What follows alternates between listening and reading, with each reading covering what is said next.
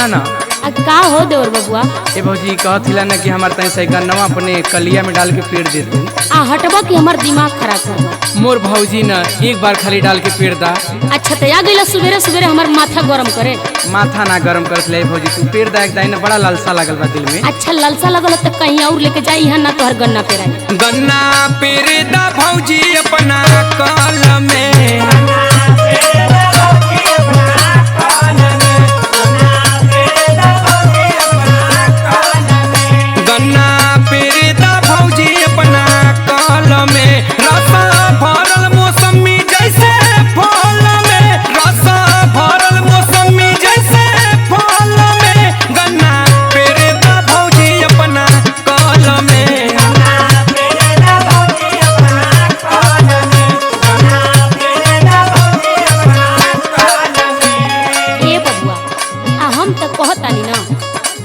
गन्ना ना हमारा कल लेखा नहीं है, हमारा मशीन में तोहर गन्ना ना चली, कहीं और लेके जा। हमार बात सुन, गन्ना कहाँ के हवे बड़ा मोट हो,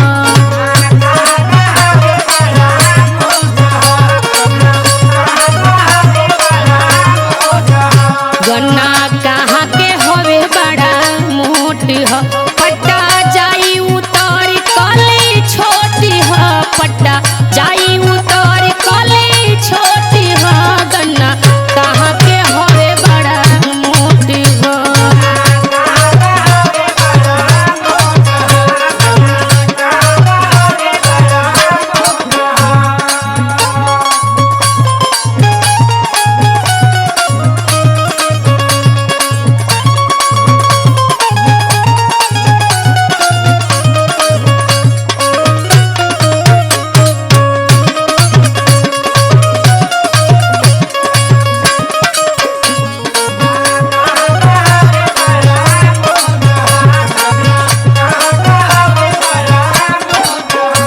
ए मोर भौजी एक बार ट्राई करा ना, काहे चिउकत हौ? अरे तोहके ना पता बा देवर बबुआ कि हमार कल पुरान हो। पूरा ना बा भौजी, तू एक बार खाली ट्राई करा डाल के, अगर ना पेराई तो हम निकाल देबे। अच्छा तो का चाहत रख मने हमरे मशीन का पट्टा टूट जा? पट्टा ना टूटी, मोर भौजी ना मान जबतिया। देखी के गन्ना हमार काहे डेरालू,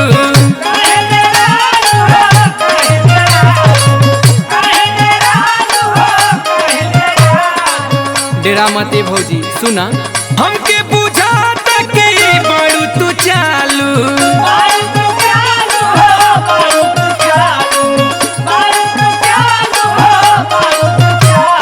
ए मोर भौजी सुना ना, देखी के गन्ना हमार काहे डेरालू, हमके बुझाता कि बड़ू तू चालू, डलबू त खिची एक पाल में, गन्ना पेरे दा भौजी अपना कल में।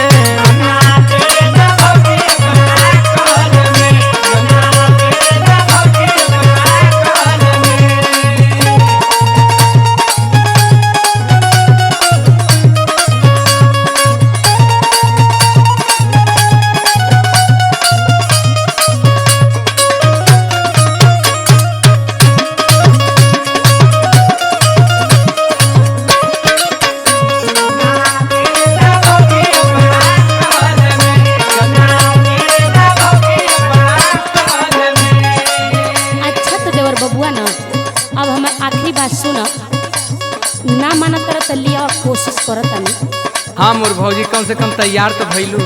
अच्छा तो लाइन में खड़ा हो जा, कोशिश करत नहीं। लाइन लगावा काहे करेला जबरी,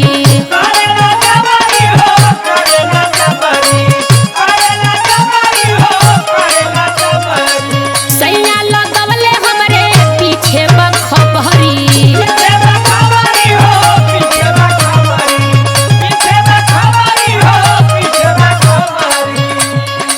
लाइन लगावा काहे करेला जबरी, सैया लगवले हमरे पीछे बखबरी।